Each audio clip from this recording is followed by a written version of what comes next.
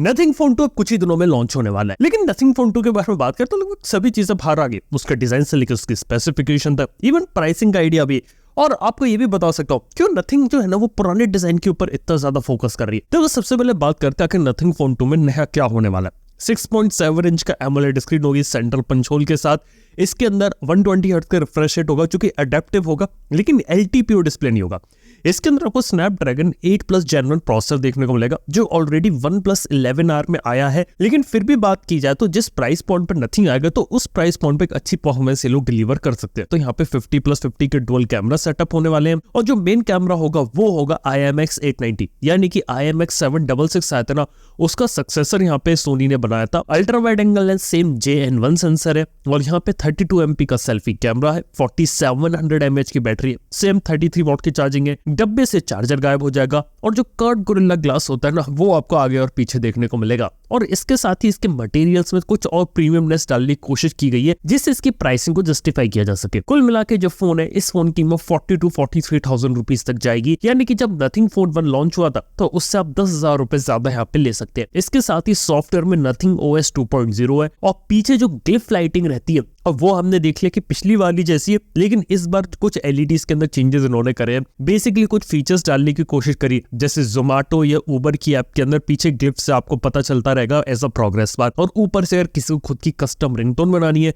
तो वो चीज भी नथिंग फोन 2 में पॉसिबल होगी। देखो बात कर जो नथिंग होती है ना वो एक एवरीडे यूजर के लिए प्रोडक्ट बना रही है, यानी कि वो ये नहीं चाहते कि उसका जो प्रोडक्ट होता है उसे प्रोसेसर वाले लोग खरीदे या फिर से जिनको कैमरा चाहिए वो ले। वो ये चाहते कि एक फोन बनाओ जो ज्यादा से ज्यादा लोगों तक पहुंच सके, ज्यादा से ज्यादा लोगों को पसंद आए। ये कंपनी ऑलरेडी मेन स्ट्रीम बन चुकी है, या आप ये समझिए, क्योंकि ऑलरेडी फ्लिपकार्ट पे जब इसके प्री ऑर्डर खोले थे तो लिमिटेड क्वांटिटी इसको लाए थे, लेकिन उनके प्री ऑर्डर सारे सोल्ड आउट हो गए। तो मतलब मार्केट में हाई पे लोग इस कंपनी को जानते हैं और एक साल के भीतर भीतर ही जो कंपनी है एंथुसियास्ट से मेन स्ट्रीम जा रही है। और उसकी सबसे बड़ी दिक्कत ये रहती है कि आप अपने डिजाइन को इतना बड़ा चेंज नहीं ला सकते। मतलब एप्पल 5-5 साल तक एक जैसा डिजाइन चलाता है और नथिंग ने भी पीछे डिजाइन में ज्यादा चेंजेस नहीं करे। देखो बेसिकली क्या रहता है कि एक डिजाइन जब कंपनी थोड़े लंबे समय तक चलाती है ना तो वो ब्रांड की आइडेंटिटी बन जाती है, तो वो उससे ब्रांड रिकॉल वैल्यू आती है। यही एक कारण है कि डिजाइन लैंग्वेज में कंसिस्टेंसी लाना जरूरी है। हालांकि हम जैसे लोगों को नई चीजें लिखना पसंद है, लेकिन एक कंसिस्टेंट एक्सपीरियंस देना भी कि मोबाइल फोन का look and feel software experience similar मिले अगले वाले वर्जन में भी, ये एक बहुत बड़ा इंपॉर्टेंट फैक्टर है। इसलिए काफी सारी कंपनीज कई बार चाहकर भी डिजाइन में बड़े चेंजेस नहीं कर पाती, क्योंकि जो मेन स्ट्रीम जनता है ना उनसे उनकी पकड़ छूट जाएगी। नथिंग के बारे में एक बात बता सकता हूँ कि नथिंग के अंदर अभी इस डिजाइन को तो कंटिन्यू किया है, लेकिन हो सकता है इसे अगले साल यानी कि 3rd वर्जन में भी कंटिन्यू करे और 4th या 5th से इसके अंदर मेजर चेंजेस लाने की कोशिश करे। क्योंकि अभी देखा है तो glyph lighting, transparent back nothing की एक पहचान बन गया और उस पहचान को वो छोड़ना नहीं चाहता, लेकिन उसे कुछ नया भी करना था, इसलिए उसने ग्लिफ लाइटिंग के अंदर कुछ चेंजेस कर दिए। तो देखा जाए तो किसी को अगर एवरीडे फोन चाहिए जिसके अंदर सॉफ्टवेयर एक्सपीरियंस क्लीन हो, कैमरा अच्छा हो, वो लोग नथिंग के पीछे जा सकते हैं। लेकिन देखने वाली बात यहाँ पर यह भी है कि नथिंग फोन 2 लोग इस प्राइस पॉइंट पे खरीदेंगे कि नहीं खरीदेंगे। देखो फोन तो ओवरऑल अपने प्राइस पॉइंट पे काफी बैलेंस होगा, 42-43,000 पे। डिस्काउंट वगैरह लाके शायद 40,000 का बिक जाए और जितने भी इसके वर्जन होंगे सबके सब अंडर 50,000 होंगे। और उम्मीद कर रहा है काल पे जिसकी 30,000 के प्राइस पॉइंट पे पहले नथिंग फोन 1 को खरीदा था ना, जैसे 40,000 पे फोन 2 को भी खरीदा जाए। देखते हैं कितने लोग इसे खरीदते, कितने लोग को पसंद आता है। इसके बाद में यहाँ पे बात करने वाला हूँ 5G और 6G और 2G की। अब देखो 5G तो इंडिया में डिप्लॉय हो रहा है और एक बात तो मैंने देखी है कि रोजाना कुछ ना कुछ डेवलपमेंट होती है और धीरे धीरे नेटवर्क का एरिया और क्वालिटी दोनों इंप्रूव हो रहे हैं। 6 महीने पहले जैसी सिचुएशन थी उससे तो बहुत इंप्रूवमेंट आ गया, लेकिन मैं ये भी बोलूंगा कि अभी और इंप्रूवमेंट आना बाकी है और आने वाले 6 महीने के अंदर इन्हें और इंप्रूवमेंट लाना पड़ेगा। इसीलिए जो जियो ये $1.7 बिलियन के 5G नेटवर्किंग इक्विपमेंट्स खरीद रहा है, वो भी नोकिया के साथ। देखो नोकिया भली मोबाइल फोन के स्पेस में इतना अच्छा नहीं कर रही है, लेकिन 5G जो अपन इंडिया में यूज कर रहे हैं ना उसका क्रेडिट नोकिया को जाना चाहिए। जियो फर्स्ट इक्विपमेंट्स ले रहा है जिससे वो डिप्लॉय कर पा रहा है। लेकिन वही बात करें फ्यूचर में 6G की, देखो इंडिया में भारत 6G अलायंस यहाँ पे सेटअप किया, रिसर्चर्स होंगे, इंस्टीट्यूशंस होंगे, सब लोग आपस में 6G टेक्नोलॉजी पे काम करेंगे और ये देखिए कि कैसे इंडिया के अंदर 6G टेक्नोलॉजी का सॉल्यूशन बनाया जा सके जो कि ट्रूली मेड इंडिया। 5 साल 6 साल 8 साल के बाद जब हम 6G की बात कर रहे होंगे ना, तो उस समय एक ऐसा सॉल्यूशन चाहिए होगा जो इंडिया में डेवलप किया गया, क्योंकि ऑलरेडी जो 2G 3G 4G था ना, यहाँ पे इंडिया का कोई इतना इंपॉर्टेंट रोल नहीं था।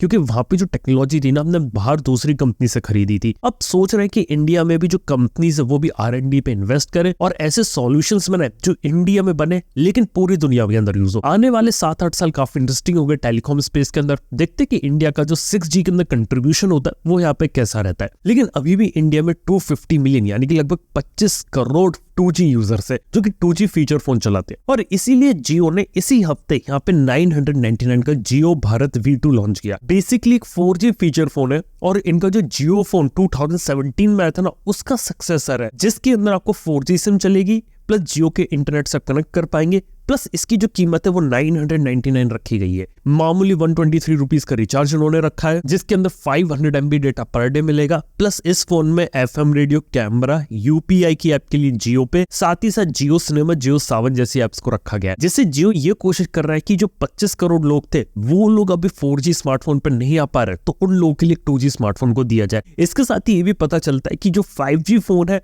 उसको बनाने की कीमत थोड़ी ज्यादा है, इसलिए शायद जियो अभी कोशिश कर रहा है कि इस टाइप के फोन से 2G यूजर्स को 4G में लाया जाए। और 5G अभी भी 10,000 के नीचे ला पाना बहुत मुश्किल है, क्योंकि सीधी बात है कि अगर 10,000 में 5G फोन बनाना पॉसिबल होता तो कोई ना कोई कंपनी बना लेती। तो हम अक्सर बात करते कि मेड इन इंडिया प्रोडक्ट्स में हमेशा असेंबलिंग होती है, क्योंकि जो चिप्स वगैरह होती है, प्रोसेसर, वो तो इंडिया में बनते नहीं है। लेकिन शायद अब इंडिया में धीरे धीरे प्रोसेसर भी बनना शुरू होंगे। इंडिया में खुद के जो सेमीकंडक्टर प्रोडक्शन होता है इसकी जो फैसिलिटी होती है वो अगले महीने से इंडिया में बनना शुरू होगी और 2024 के एंड तक इंडिया में खुद के बना हुए मेड इन इंडिया प्रोसेसर्स होंगे, यानी कि वो चिप्स होंगी जो इंडिया में बनी जाए। ये बिल्कुल ही एडवांस लेवल चिप्स नहीं होंगी जैसी आपको देखने को मिलती, जैसे TSMC, सैमसंग, इंटेल ये सब बनाते, या फिर आपको एनवीडिया, AMD की चिप्स या क्वालकॉम स्नैपड्रैगन देखने को मिलता है। ये सब अभी नहीं बनने वाला। बेसिकली जो प्रोसेसर अभी जो इंडिया में बनेंगे वो बनेंगे 40 नैनोमीटर यानी कि 40 nm चिप्स वाले। अब आप बोलोगे कि 40 nm चिप्स का यूज कहां होता है? अब तो हम बात करते हैं 3 nm की, 4 nm या 5 nm की चिप्स की, लेकिन ये 40 nm बना रहे। देखो बेसिक बात है कि मोबाइल फोन की चिप्स जो होती है वो काफी एडवांस होती है, लेकिन हर जगह इतनी एडवांस चिप की रिक्वायरमेंट नहीं होती। काफी सारे एरियाज होते हैं जहाँ पे आपकी रिक्वायरमेंट काफी पुरानी चिप्स की होती है। एक कार के पावर स्टीयरिंग के अंदर भी जो चिप्स यूज की जाती है वो बहुत ही पुराने डिजाइन की होती है, और आज के समय में भी हर कार में पावर स्टीयरिंग आता है तो उन चिप्स की यहाँ पे डिमांड है। ऐसी अगर आप एक LED लाइट खरीद रहे तो वहां पे इसकी रिक्वायरमेंट पड़ेगी। ऐसे अगर ये माइक है तो यहाँ पर भी आपको काफी पुरानी चिप्स की रिक्वायरमेंट होगी, जहाँ पे आपको लेटेस्ट 3 nm की टेक्नोलॉजी की जरूरत नहीं पड़ेगी। हालांकि यहाँ पे सिर्फ एक शुरुआत है। यहाँ पर सुना था कि यहाँ पे 28 nm के लिए भी अप्लाई किया गया था, लेकिन वो चीज यहाँ पे अप्रूव नहीं हुई, इसलिए अभी 40 nm पे लोग काम करेंगे। देखते हैं अगले साल तक 40 nm की चिप्स आएंगी और एक शुरुआत जो है ये मेड इन इंडिया प्रोसेसर की,